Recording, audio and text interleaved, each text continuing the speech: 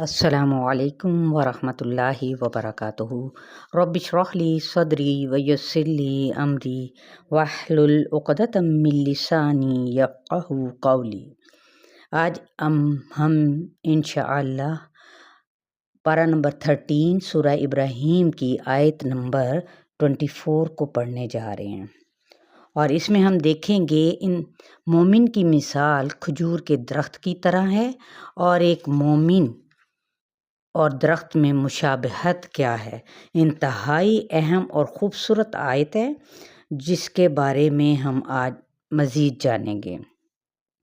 اعوذ باللہ من الشیطان الرجیم، بسم اللہ الرحمن الرحیم۔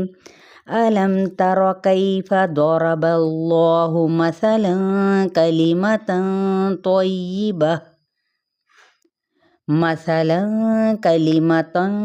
طَيِّبَةً كَشَجَرَةٍ طَيِّبَةٍ أَصْلُهَا ثَابِتٌ وَفَرْعُهَا فِي السَّمَاءِ۔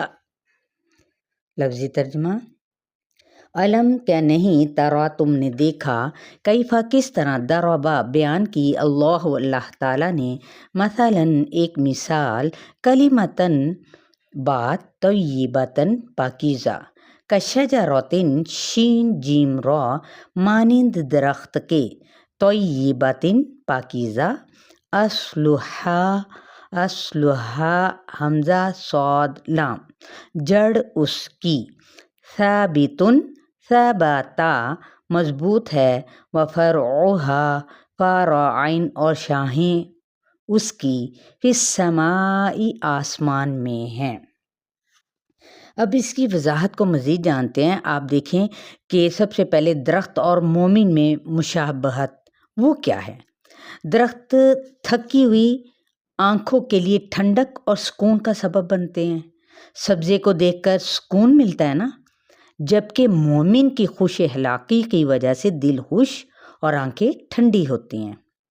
نمبر 2، درخت کڑکتی دھوپ میں چھاؤں دیتے ہیں، جبکہ مومن دوسرے کی تکلیف میں چھاؤں کا کردار ادا کرتے ہیں۔ نمبر 3، درخت ماحول کو ہوا کی آلودگی سے بچاتے ہیں، جبکہ مومن معاشرے کو آلودگی سے بچاتے ہیں۔ نمبر 4، درختوں کی کمی سے قدرتی ماحول متاثر ہوتا ہے۔ اسی طرح اگر معاشرے میں بھلائی اور نیکی کی طرف بلانے والے لوگ کم ہوں گے تو معاشرہ خراب ہو جائے گا۔ نمبر 5، درخت کے تنے سے ٹیک یعنی سہارے کا کام لیا جاتا ہے، جبکہ زندگی کے سفر میں ایک مومن ٹیک کا کام دیتا ہے، سہارا دیتا ہے۔ نمبر 6، درخت زمین کی زرخیزی کی علامت ہے، جبکہ مومن کی موجودگی سے خیر باقی رہتی ہے۔ سبحان اللہ۔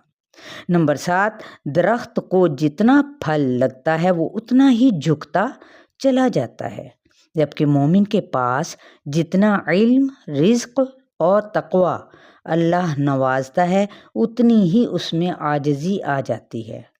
نمبر 8، درخت ختم ہونے کے بعد بھی اس کی لکڑی کام آتی ہے، جبکہ مومن کے جانے کے بعد بھی اس کی لکھی ہوئی اچھی کتابیں، کوئی نیک کام کی بنیاد، صدقہ جاریہ کام آتا ہے۔ نمبر 9، کھجور کا درخت ہر قسم کے حالات میں، خواہ صحرا میں ہو، پھلتا پھولتا رہتا ہے، جبکہ مومن ہر قسم کے حالات میں، خواہ اچھے ہوں یا برے، اللہ کا شکر ادا کرتا رہتا ہے۔ نمبر 10، درخت پھل دے کر یا چھاؤں دے کر کچھ نہ کچھ فائدہ اور مدد دیتا رہتا ہے۔ مومن بھی اسی طرح کسی نہ کسی صورت میں دین کے کام میں لوگوں کو فائدہ اور مدد دیتا رہتا ہے۔ 11، درخت کی اوپر کی شاخیں جتنی بھی قد آور ہو جائیں اتنی ہی مضبوط، اسی طرح مومن جتنا بھی بلند مقام پالے وہ اپنی اصل جڑ کو نہیں بھولتا۔ نمبر 12، درخت کی شاخیں باہم مل جاتی ہیں تو ایک ہی درخت کا حصہ معلوم ہوتے ہیں۔ مومن بھی جب باہم تعاون کرتے ہیں نا، ایک دوسرے سے کام میں کوآپریٹ کرتے ہیں، تو کام ایک ہی ہو رہا ہوتا ہے دین کا، مگر اس میں کسی کی میں یا پھر انا کا عنصر نہیں ہوتا۔ 13 مضبوط درخت کے ساتھ کمزور ٹہنیاں بھی اوپر پہنچ جاتی ہیں۔ دیکھیں کتنی خوبصورت یہ باتیں ہیں۔ اسی طرح اگر میں آگے مزید بتاؤں کہ ایک مومن کی جو مثال ہے کھجور کے درخت کی طرح ہے، تو وہ کیسے ہے؟ انشاءاللہ تعالی یہ میں اگلے لیکچر میں آپ لوگوں کو ساتھ ہی بتاؤں گی۔ السلام علیکم ورحمۃ اللہ وبرکاتہ۔